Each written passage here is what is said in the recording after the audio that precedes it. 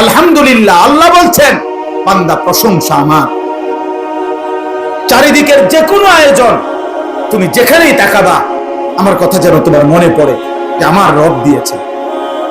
जिधर देखता हो तू ही तू, হাজার মে সাজার মে তেরে রঙ্গ বু হে।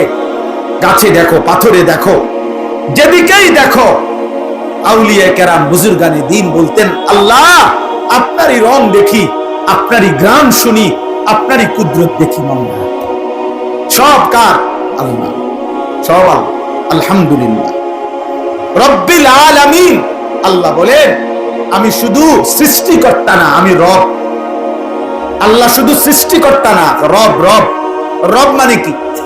পালন কর্তা। পালন কর্তা মানে কি? তাফসীরের মধ্যে আছে তাবলীগু শাইই ইলা কামালিহি শাইআন ফাশাইআন। অর্থ হলো কোন জিনিস অনস্তিত্ব থেকে অস্তিত্বে এনে, অস্তিত্বের প্রথম মুহূর্ত থেকে পূর্ণতার শেষ সেকেন্ড পর্যন্ত যিনি ওই সৃষ্টির যাবতীয় 24 ঘন্টা প্রতি মুহূর্তে যখন যা যতটুকু প্রয়োজন, সে বলুক বা না বলুক, চাক বা না চাক, জানুক বা না জানুক, দিতে থাকেন, তিনি হইল রব। এখন আমরা এই পৃথিবীতে একসময় ছিলাম না, আমাদেরকে এই পৃথিবীর অস্তিত্বে, এই সৃষ্টির জগতে এনেছেন কে? এরপরে মায়ের পেট থেকে যখন আমরা বের হলাম, এরপরে আল্লাহ তাআলা আমাদের লালন পালনের দায়িত্ব নিছেন কোন বছর থেকে? 4 বছর থেকে, 2 বছর বয়স থেকে। কখন থেকে? অস্তিত্বের প্রথম মুহূর্ত থেকে। অস্তিত্বের কোন দিন থেকে? প্রথম মুহূর্ত থেকে। প্রথম মুহূর্ত থেকে, জন্ম থেকেও না, তারও মায়ের পেটে দায়িত্ব ছিল কার? মায়ের পেটের আগে বাবার বীর্যে যখন ছিল তখন দায়িত্ব ছিল কার? মায়ের জরায়ুতে পৌঁছাইছেন তখন দায়িত্ব ছিল কার? 9 মাস ধীরে ধীরে নিজের হাতে সৃষ্টি করেছেন তখন দায়িত্ব ছিল কার? মাটির অস্তিত্বের মধ্যে আমরা ছিলাম, মাটি থেকে আমাদেরকে সৃষ্টি করেছে, তো মাটির অস্তিত্বে আমাদেরকে সংরক্ষণ করেছেন, তখন দায়িত্ব ছিল কার? আল্লাহর। আল্লাহর। আল্লাহ বলেন আমি প্রতি সেকেন্ড, প্রতি মুহূর্তে আমি আল্লাহ লালন করছি, পালন করছি, এজন্য আমি রব। তুমি বান্দা জানো না কখন তোমার কি লাগবে। রোদ, বৃষ্টি, আলো, বাতাস, রাত, দিন, সকাল, দুপুর, ঠান্ডা, গরম, সুস্থতা, স্বাস্থ্য, যৌবন, শিশু, বৃদ্ধ, হাসি, কান্না, আনন্দ, বেদনা, আহার, নিদ্রা, সব আমি দিছি। সব সব সব সব সব। অতএব এত কিছুর বিনিময়ে যদি আমি আল্লাহ আমার নামটা তোমার জবানে না শুনি, আমার সেজদাটা যদি আমি না পাই, এর চাইতে বড় অকৃতজ্ঞতা, এর চাইতে বড় সীমা লঙ্ঘন, এর চাইতে বড় গাদ্দারি আর কি হইতে পারে? বলো না বাপ, এর চাইতে বড় গাদ্দারি আর কি হইতে পারে? অতএব দয়া করে আমি এই প্রথম অনুরোধ করলাম আমাদের প্রত্যেকের জবানে কৃতজ্ঞতার এই 2 জিনিস। 1 নাম্বার হলো জবানে আলহামদুলিল্লাহ, আর 2 নাম্বার সারা দেহে সেজদা মানে নামাজ। এটা কৃতজ্ঞতার সর্বশ্রেষ্ঠ মাধ্যম। 1 নাম্বার হলো আলহামদুলিল্লাহ। 1 নাম্বার কি?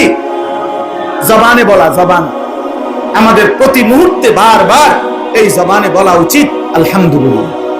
যখনই আমাদের জীবনের যেই কোনো প্রয়োজন পূরণ হয় তখনই আমাদের বলা উচিত আলহামদুলিল্লাহ। আলহামদুলিল্লাহ।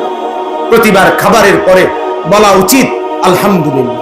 প্রতিবার ঘুম থেকে জেগে বলা উচিত আলহামদুলিল্লাহ। প্রতিবার বাথরুমের প্রয়োজন সেরে বের হয়ে বলা উচিত আলহামদুলিল্লাহ। অর্থাৎ রবের প্রশংসা, রবের প্রশংসা। আল্লাহ আপনি দিছেন, আপনি দিছেন, আপনি দিছেন, আপনার শুকর, আপনার শুকর, আপনার শুকর। এজন্য দোস্ত, প্রত্যেকটা বাবা ছেলে সবার কাছে অনুরোধ, ভাইয়া আমরা আল্লাহ তাআলার প্রশংসার এই বাক্য বেশি বেশি বলার চেষ্টা করব ইনশাআল্লাহ। সবাই আমরা বলি আলহামদুলিল্লাহ। আবার বলেন আলহামদুলিল্লাহ, আবার বলেন আলহামদুলিল্লাহ। সবাই কেমন আছেন? শরীর স্বাস্থ্য কেমন? ঘর পরিবার কেমন? আয় রোজগার কেমন? বাবা মা কেমন? ভাই বোন কেমন? জীবন চলছে কেমন? রাত কাটে কেমন? দিন কাটে কেমন? আলহামদুলিল্লাহ, আল্লাহর প্রশংসা, আল্লাহর প্রশংসা। এবার আল্লাহ বলেন আর রহমানির রহিম। আল্লাহ তাআলা বলছেন, বান্দা এই যে গোটা জগৎ, এই বিশাল কায়নাত আমি যে পরিচালনা করি, তোমাদের সকলকে আমি লালন পালন করি, এটা কারো পক্ষ থেকে আমার উপরে কোনো দায়িত্ব না, কারো পক্ষ থেকে আমার উপরে কোনো চাপ না।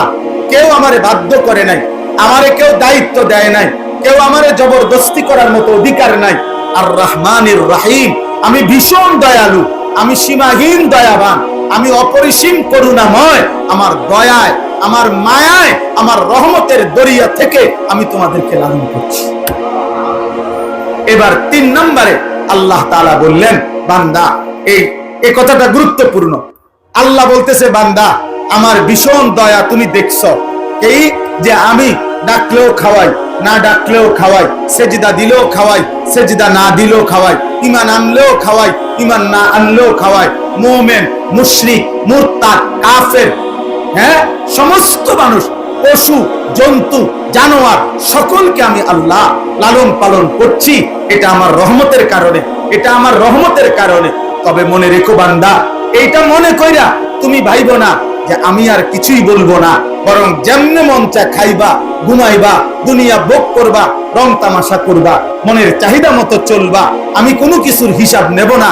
না না, মালিকি ইয়াউমিদ্দিন, আজ দুনিয়ায় আমি রহমতের কারণে যা দিলাম, অচিরেই আখিরাতের দিন আমি তার হিসাব নেব।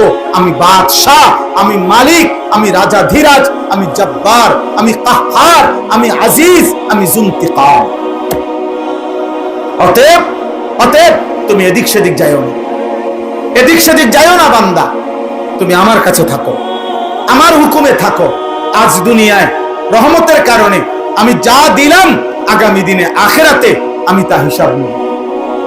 এজন্য বন্ধু, একটা নিঃশ্বাস, এক ঢোক পানি, এক লোকমা খাবার, চোখের একটা পলক, খেজুরের একটা দানা, খাবারের একটা অংশ, একটা বুট, একটা সামান্য কিছু জাররা, আল্লাহ তার হিসাবে নেবেন, তার হিসাবও নেবেন।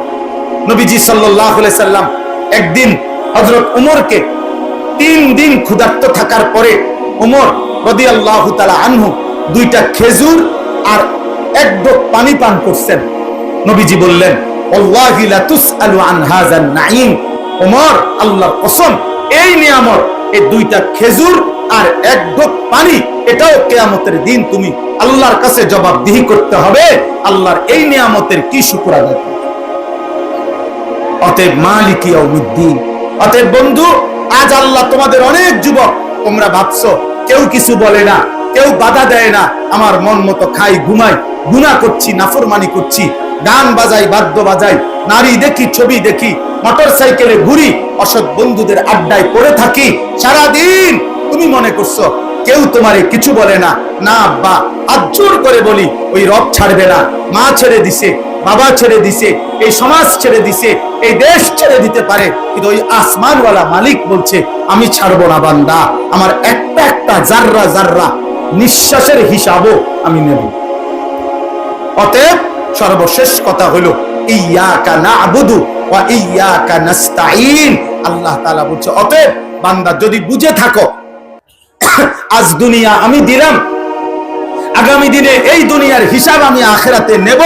অতএব 2 কথার দ্বারা তোমার দিল থেকে বা তোমার বলা উচিত ইয়াকা না'বুদু, যে আল্লাহ, অতএব যেহেতু আপনি দিবেন সব, আবার আপনি হিসাবও নেবেন সব, কাজেই অন্যদিকে ঘুরে ফিরা লাভ নাই। আমি স্বীকৃতি দিলাম আমি আপনার গোলামি করব। কার গোলামি?